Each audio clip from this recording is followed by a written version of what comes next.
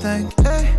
J'suis dans la ville, t'es moi l'équipe dans le sas. Faut que j'arrive vite, faut que je vive. Regarde, j'suis dans la frappe. On n'a pas besoin de la vie. Je regarde pas, j'suis dans la trappe. Regarde-moi, c'est de la trappe. Hey, hey, dingue.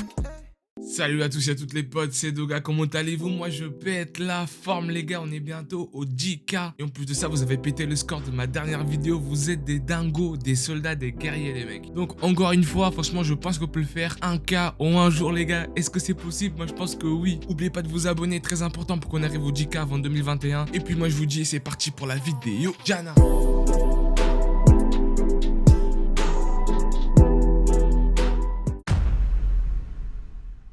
L'histoire se déroule dans un monde où un nouveau continent nommé Magmel apparaît soudainement dans l'océan. Et ainsi une nouvelle ère d'exploration commence. Les explorateurs s'aventurent sur l'île pour y trouver des formes de vie et de ressources jusqu'alors inconnues. Mais ces derniers subissent des catastrophes les unes après les autres. L'histoire suit le quotidien du mystérieux jeune homme appelé Anglers qui porte secours aux explorateurs en danger. Comme vous l'aurez compris, on a un animé du même style un peu comme Made in Abyss pour ceux qui connaissent. Ça pensez qu'il a pour genre action, aventure, comédie, science-fiction et shonen les gars. Tout le package pour que vous appréciez. En plus pour combler le tout, il a 13 épisodes de 24 minutes et il a une animation incroyable puisqu'elle est sortie en 2019. Franchement les gars, c'est un animé à découvrir et que je vous conseille pleinement.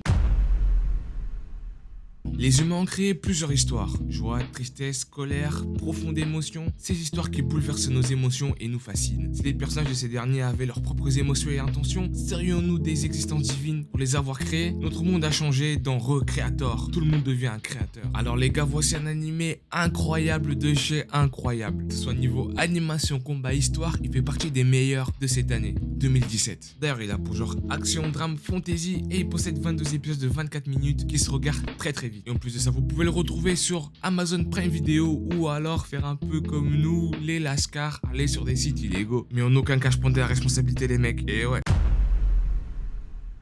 L'histoire se centre sur Taishi Nishimura et son ami Rin qui se retrouvaient tous les deux transportés dans un monde fantastique. Alors que dans leur monde précédent, Taishi était juste une personne aux réflexes supérieurs à la moyenne, lui et Rin acquièrent des capacités physiques et magiques élevées et commencent ainsi leur nouvelle vie en tant que magicien. C'est un animé d'action, aventure, fantasy et il a tout pour vous plaire car il y a des combats, monde fantastique, réincarnation, tout est parfait, qui finit bien. Ça veut rien dire, mais on valide. Bref, ici vous allez retrouver une bonne animation, de beaux combats, une histoire qui tient debout. En plus de ça, ça va vous faire voyager à travers le monde qui est insane les gars. Donc là, je vous ai donné une petite pépite à vous mettre sous la dent. Voilà, c'était tout pour moi. Je vais laisser à mon frère Speed Manga la suite et je vous dis Jana. Yakuren no Haoto Seiyaku. Yuto et son ami d'enfance Mitsuki Shimoya participent à un test de courage au tombeau de Tsukimiya. Comme preuve d'avoir réussi le test, ils doivent prendre en photo un miroir du tombeau. Cependant, lorsque Yuto prend la photo, il est transféré dans un autre monde. Quelle coïncidence! C'est pas du tout comme si c'était décrit dans le titre, mercenaire. En utilisant ses connaissances acquises à l'école et à partir de son smartphone alimenté à l'énergie solaire, ouais là-bas on pense un peu écologie, il va venir en aide au clan des loups, les mêmes personnes qui prennent soin de lui, tout en gagnant l'adoration d'un groupe de jeunes guerrières sexy connus sous le nom d'Eine Herja. Suisei no Gargantia. Pour cet animé, j'ai demandé à mon frérot Breikun, donc mon frère jumeau, de venir vous le présenter, les mercenaires. À une époque où les humains se combattent dans l'espace contre des pieuvres géantes nommées Ideos,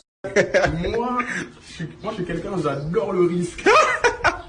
J'adore le risque. le lieutenant Red va être transporté dans un trou noir et se retrouver sur une planète qui lui paraît incroyable. Cette planète, c'est la Terre. En effet, bien qu'étant humain, Red appartient à une partie de la population qui avait quitté la Terre pour survivre il y a des années de cela. Et les humains qui étaient avec lui dans l'espace cherchaient donc un nouveau foyer pour y accueillir les humains sans Pokémon Dynamaxé si possible.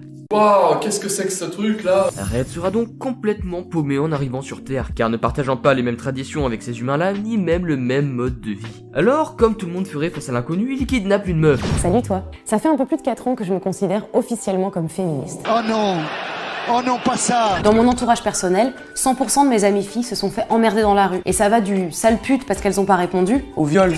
Oh, tout de suite des insinuations. Non, non. Heureusement, Google Home est intégré à son mecha. Oui, parce que bien qu'étant un animé de fantasy, il a aussi pour thème mecha. Mais ne partez pas, c'est un très bon mecha, tout simplement car il n'y a pas Ichigo. Ah oui, oui, oui, oui, oui, oui, oui!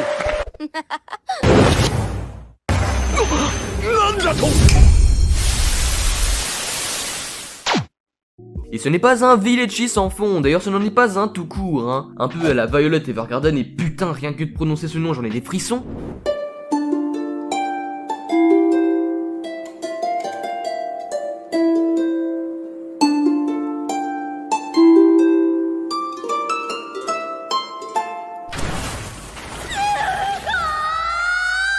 On suivra Red qui a toujours vécu dans un registre militaire, découvrir une civilisation semblable à la nôtre. La vie en société, les sentiments, les LGBT, la vidéo a été suicidée. Une bien belle réalisation au service d'une histoire originale et bien amenée, du mecha mais dans un contexte inhabituel, un héros formaté et rigide qui redevient humain au fil des épisodes. Bref, une valeur sûre pour tous les amateurs d'animés sans grosse prise de tête. ReZero. Lorsque Subaru Natsuki quitte le dépanneur, la dernière chose à laquelle il s'attend est de mourir et d'être transféré dans un autre monde. C'est vrai que mourir et être transféré dans un autre monde, c'est pas ordinaire les mercenaires. Déjà, juste mourir, je ne pense pas qu'une personne ici l'ait déjà fait. Les choses ne vont pas bien pour l'adolescent déconcerté. Cependant, peu de temps après son arrivée, il est attaqué par des voyous. Armé seulement d'un sac d'épicerie et d'un téléphone portable désormais inutile, il est rapidement réduit en poussière. En même temps, essayez de vous battre avec un sac d'épicerie les mercenaires. Heureusement pour lui, une mystérieuse beauté nommée Satella, à la poursuite de celui qui a volé son insigne, tombe sur Subaru et le sauve. Afin de remercier la fille honnête et bienveillante, Subaru propose de l'aider dans sa recherche, et aussi dans l'espoir de choper son snap le coco. Et plus tard dans la nuit, il trouve même où se trouve ce qu'elle recherche.